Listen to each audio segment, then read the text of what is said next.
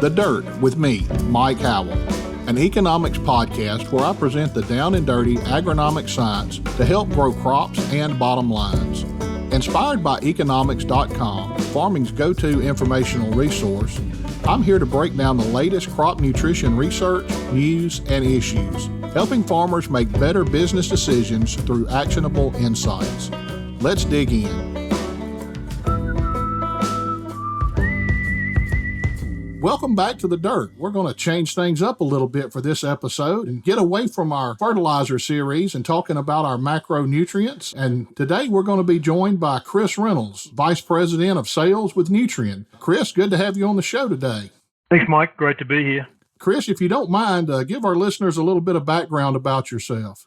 Yeah, I'd be happy to, Mike. So as Mike said, Chris Reynolds, Senior Vice President of Sales for Nutrien, and I've been with Nutrien now going on 18 years. In fact, my 19th year this year, having moved from Sydney, Australia in September of 2003. And so really I've had, almost 25 years actually in the fertilizer industry, starting in Australia and marketing fertilizer products to the Australian market, and then having the opportunity to come over to Chicago in 2003. And I grew up actually around agriculture, even though I was a city boy. My mother's side of the family were all farmers. My mother grew up on a farm, a mixed sheep and cattle property between Sydney and Melbourne. And so we used to spend a lot of vacations down on the farm, helping my grandfather and my uncle. And I suppose that's where I really got my first love for agriculture, and I wasn't really sure what I wanted to do after I left school. So went to study agricultural economics in northern New South Wales at the University of New England, and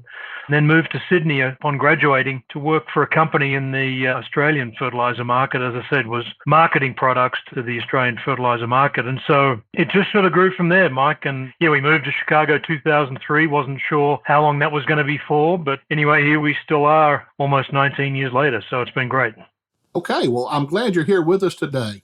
In my position, I do a lot of traveling. I visit with a lot of growers, some of our retail partners across the country. And, one of the most often asked questions that I'm getting these days is about fertilizer prices.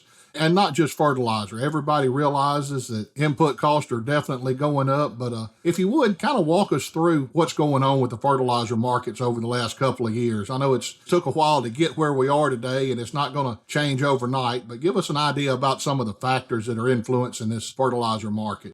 Like you, a common theme and a common topic amongst all of our customer base, and also, our customers looking to us to help them with information to explain to their customers, and in a lot of cases, that's the end user of our products, just how we got to this place today in terms of this market and these fertilizer prices and where they've gone and why that's happening. And as I think about it, we've really got to go really all the way back to February 2021. So just over a year ago, when I started to think about when we had some supply disruptions, and there was a major freeze, if you recall, go through the Texas Gulf Coast. And for our listeners that aren't familiar, the Texas Gulf Coast has a lot of industrial facilities, including some nitrogen plants, all the way up to Louisiana, which includes some Nutrien plants as well. And that really impacted the production of some major products in the fertilizer space, and, just on the cusp of spring back then. But it was also at the same time that we started to see ag commodity prices really started to take off. And really that curve had started to move back in late Q4 of 2020, which is when China re-entered the market and really emerged as a major buyer of ag commodities,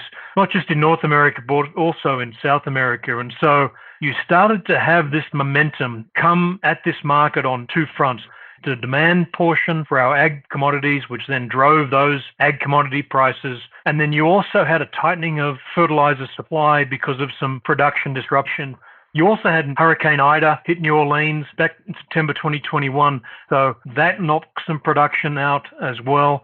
And when these plants go through a hard shutdown like they did in February and again in September, it really takes some time to get them restarted. And it can expose some issues in some of these plants when they go through that extreme shutdown. And we found that with some of our plants as well. So you had really a perfect storm between some production restrictions and some very, very strong demand for fertilizer because the ag commodity markets were signaling to growers, we need you to maximize yields. And so growers were responding to that signal and demanding not just fertilizer products, but really all ag input products all throughout the calendar year of 2021. So that's sort of how we got to where we are today. And then, of course, this year, the very unfortunate events that we see going on right now in the Ukraine. And so this has really impacted agricultural production in the Ukraine, but also fertilizer supply from Russia as well. And Russia is a major fertilizer producer and exporter across the nutrient space, NPK. And so that has been a shock to the supply side again, which was on top of a market environment that was already extremely tight and had already seen prices move up. And this is just throwing more fuel on the fire now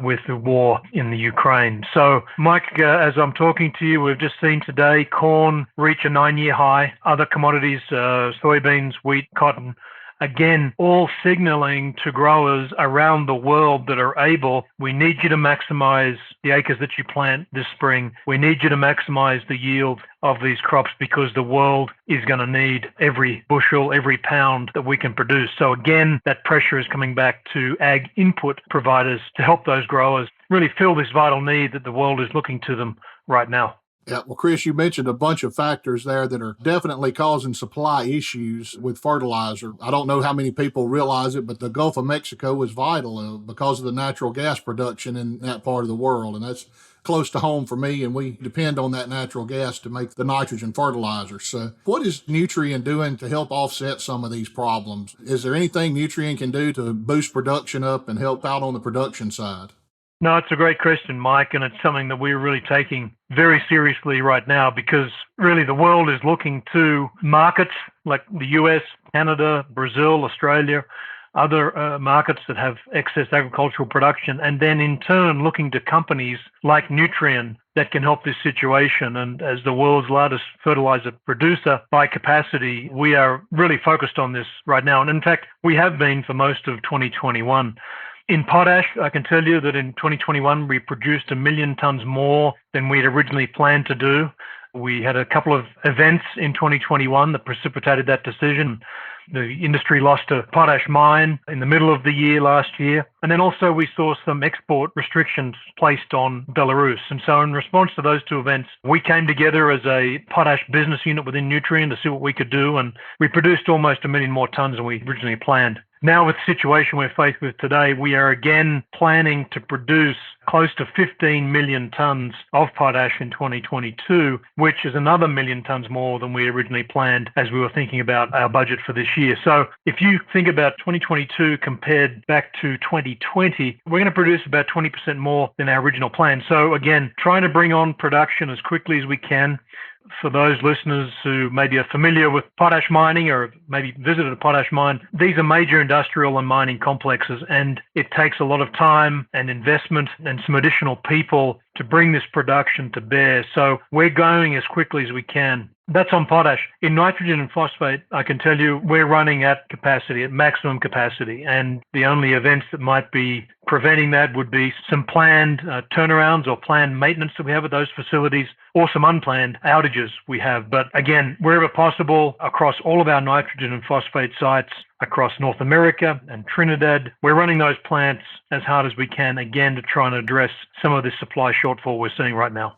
Chris, you also mentioned commodity supplies, wheat, corn, cotton. With the situation in the Ukraine right now, I know they're one of the leading producers of wheat in the world. Somebody's going to have to take up the slack. I know they're trying to get a crop planted over there, but it's a lot of trouble trying to get that done with everything else that's going on. It's a little too late for the U.S. to fill in on that wheat market for this year, but I'm looking for wheat prices to stay up and probably a big wheat crop in the U.S. This fall. Is that something you're looking at as well? Yeah, I agree, Mike. Again, this wheat market really signaling to growers to, again, wherever possible, we need them to plant those acres and maximize those yields.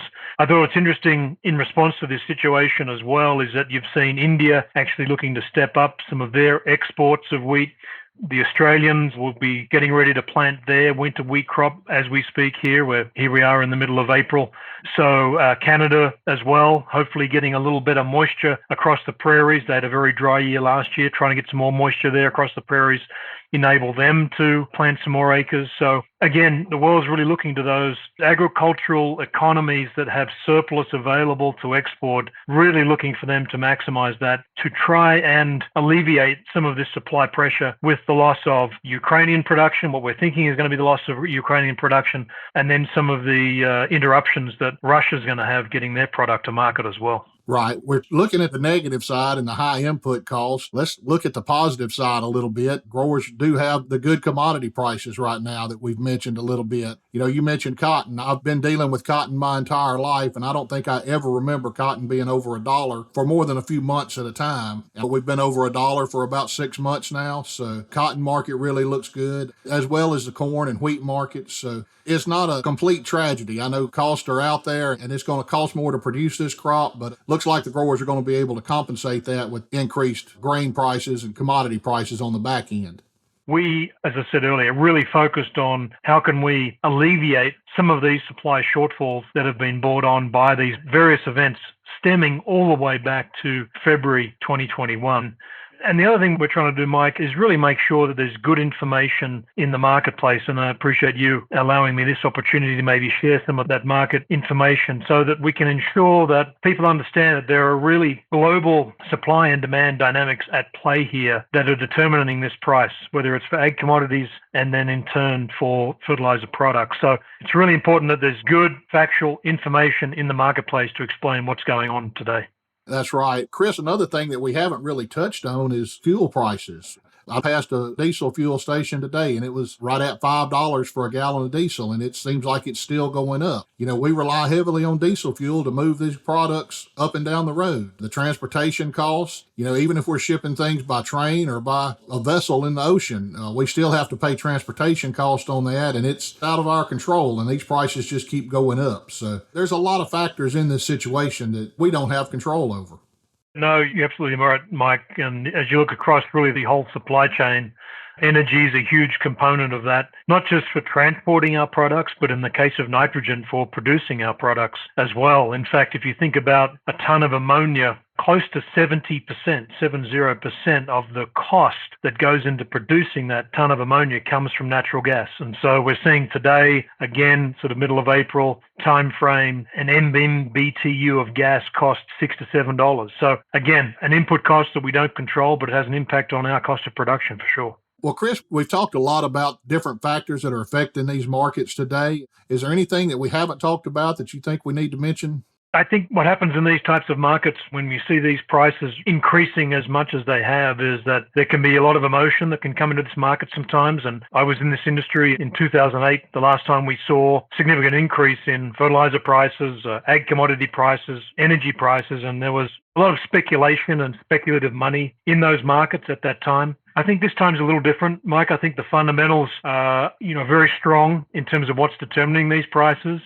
And as I said, at Nutrien, what we're really focused on is, okay, how can we bring more production to the market as safely and as quickly as possible to try and alleviate some of these supply shortfalls? So I think communication in these sort of markets is key. At Nutrien, we want to partner with our customers and sort of walk beside them through these markets with information, with supply of the products as much and as quickly as we can. And so I would just convey to all our listeners that we want Nutrien to be seen as a partner here during these times, and we're going to get through this together. That's the most important thing. Okay, well, Chris, probably the most often asked question I get these days is, everything that goes up has got to eventually come back down. Any projections on when this thing may turn and start coming back down? Yeah, that's a great question, Mike. I need my crystal ball to be working here. It's interesting, Mike, as we came into this year, and let's say the fourth quarter of last year, as we were thinking about 2022, we were expecting that the spring season looked fairly firm and solid in terms of a demand outlook and therefore a price outlook. And then we were getting ready for more of a traditional reset, if you like, in prices as we had looked at the second half of 2022. But again, with the unprecedented events going on in the Ukraine and the spillover impact into what's happening in Russia, and then the spillover from that in terms of energy prices, Mike, I think it feels to me like we're going to be in this fairly firm pricing environment all the way through 2022 and probably into 2023. It's because of how unpredictable this situation is, it's really hard to make a good forecast right now. There's a lot of volatility in this pricing. I think that these fertilizer prices in some fertilizer markets will mean that we see some demand destruction. And unfortunately, because of the loss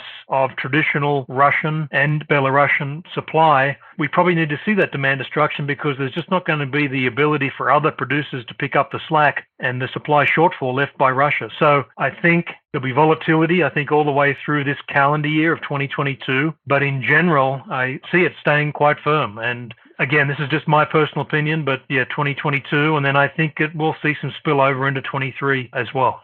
Okay, well, Chris, we sure appreciate you being with us today. I'm sure our listeners appreciate you giving us this information and letting us understand a little more about what goes into these markets. Maybe it can help them better manage their fertilizer dollars and understand where this money is actually going. Listeners, I want to thank you for tuning in this week.